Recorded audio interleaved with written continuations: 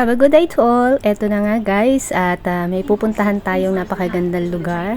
So ayan, kung nakita ninyo naman sa aking unang video at napakaganda po ng place na yan. So sakay tayo ng MTR papuntang Saiwanho.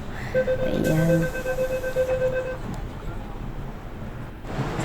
Ayan guys, pagdating natin sa Saiwanho at mag-e-exit tayo, exit A lang, and then mag-aantay tayo ng bus papunta dun sa ating pupuntahan na para siyang dam. At dam na talaga siya sa atin guys, dam. So ayan, napakaganda at pwede talagang pasyalan. So ayan, habang nag-aantay po tayo ng bus 14 po ang ating sasakyan guys. Sa mga gusto pong pumunta dun sa dam at sa napakagandang lugar na yan, ayan po.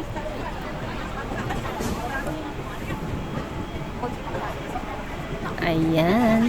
At ang pamasahe po ay $10. Siyempre, mas masarap sumakay. Doon tayo sa taas uupo, pupwesto para maganda. Kitang-kita ang view.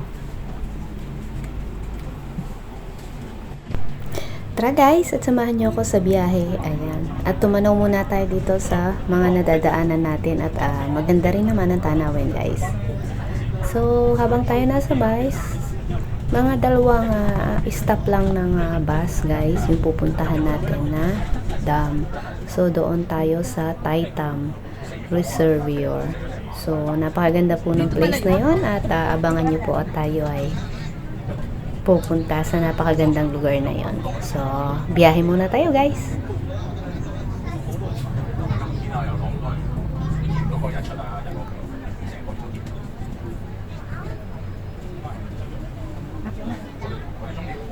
So, ito na nga at nakaunang stop na tayo.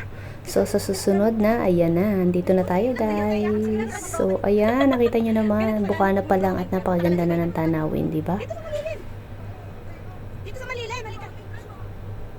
Sarap mag-hiking guys.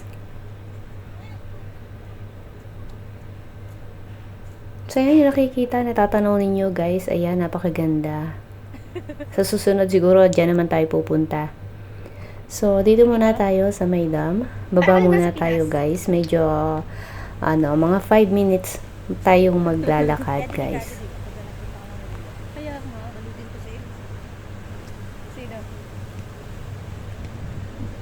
So, ayan na nga at pababa na kami ng aking friend na si Karen.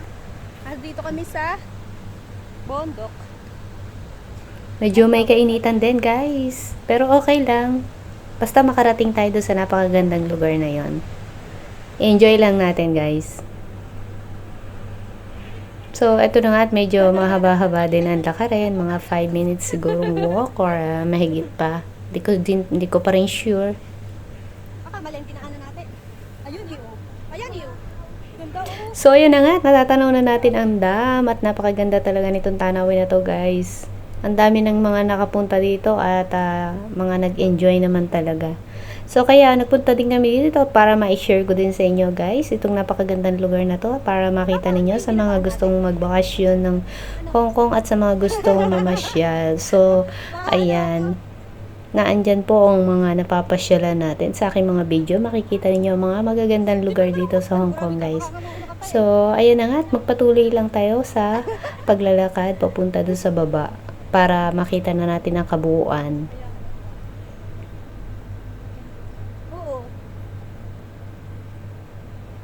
Medyo hinihingal-hingal din, pero mas okay ang pababa, diba? Ang worry ko na to, yung pagbalik namin, yung pag-akyat.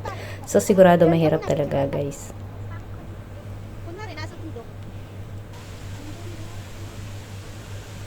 So, ayan na. Sa Bukana na tayo, guys. Kitang-kita naman. Napakaganda. So, ayan, guys. Andito na tayo. At ayan, naipakita ko na sa inyo ang kagandahan ng lugar na ito. At aasahan ko na nagustuhan ninyo, guys. At sana huwag kayo magsawa hanggang sa susunod ko pa mga i-upload na video. So, ayan, guys. Mag-enjoy lang bawat isa. Thank you so much. God bless us always. Bye-bye. See you sa mga susunod na po mga video. Enjoy lang.